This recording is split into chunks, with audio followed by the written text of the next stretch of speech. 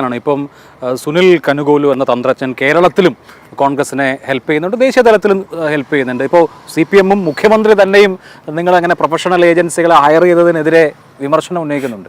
മുഖ്യമന്ത്രി എത്രയോ നാളുകളായിട്ട് ചിരിക്കുന്നതും ഇരിക്കുന്നതും വർത്തമാനം പറയുന്നതുമെല്ലാം ഒരു PR ഏജൻസിയുടെ സഹായത്തോടു കൂടിയാണ്.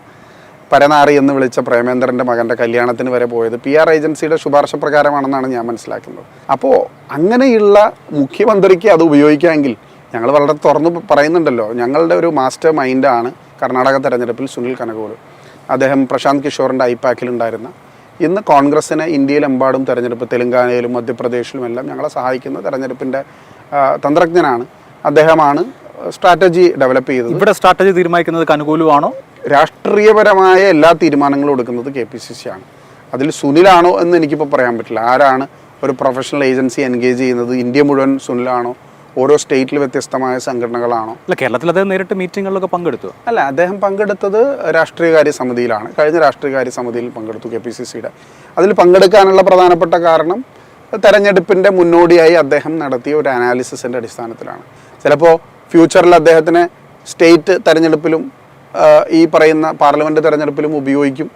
ചിലപ്പോൾ അതെടുക്കേണ്ടത് പാർട്ടി ആസ് എ ഹോൾ എടുക്കേണ്ട ഒരു തീരുമാനം. അല്ല, അന്ന് മാധ്യമങ്ങളിൽ വന്ന റിപ്പോർട്ട് ചില സിറ്റിംഗ് MP-മാരുടെ പ്രകടനത്തിൽ നെഗറ്റീവ് റിപ്പോർട്ട്സ് ഉണ്ട്, റീപ്ലേസ്മെൻറ്റ് വേണ്ടിവരും എന്നൊക്കെയാണ്. അങ്ങനെ ഒരു പ്രൊഫഷണൽ ഏജൻസി റിപ്പോർട്ട് നൽകിയാൽ അതിനനുസരിച്ച് തീരുമാനമെടുക്കുന്ന പാർട്ടിയാണോ കോൺഗ്രസ്?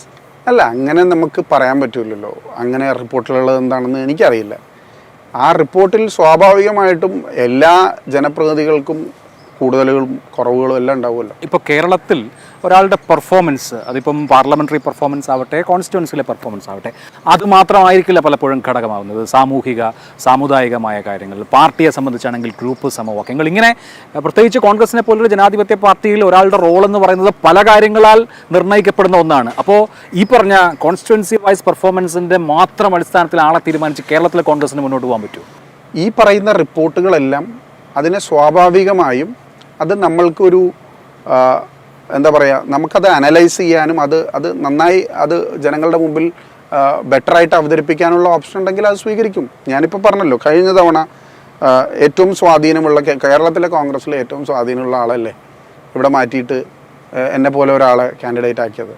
അപ്പോൾ അതിൽ വലിയ കാര്യമൊന്നുമില്ല. അല്ല, അതിന് പല ഘടകങ്ങളുണ്ടായിരുന്നു. എറണാകുളം പോലെ ഒരു നഗരം, യുവാക്കളുടെ വർദ്ധിച്ച പ്രാതിനിധ്യം മുതൽ പല കാരണങ്ങളുണ്ടായിരുന്നു. പക്ഷേ ഇപ്പോൾ ഒരു തവണ MP-മാരായ ആളുകളെ പോലും വേണമെങ്കിൽ മാറ്റാമെന്നൊക്കെയുള്ള ഒരു സെനാരിയോ ഉണ്ട്. അല്ല, പല കാര്യങ്ങളുണ്ട് അതിൽ. ഞാൻ പറഞ്ഞല്ലോ, ഇപ്പോൾ താല്പര്യമില്ലാത്ത ആളുകൾ, എനിക്ക് മത്സരിക്കാൻ താല്പര്യമില്ല എന്ന് പറഞ്ഞാൽ, ഇപ്പോൾ CPIM-ൻ്റെയും കോൺഗ്രസിൻ്റെയും രീതി വ്യത്യസ്തമല്ലേ.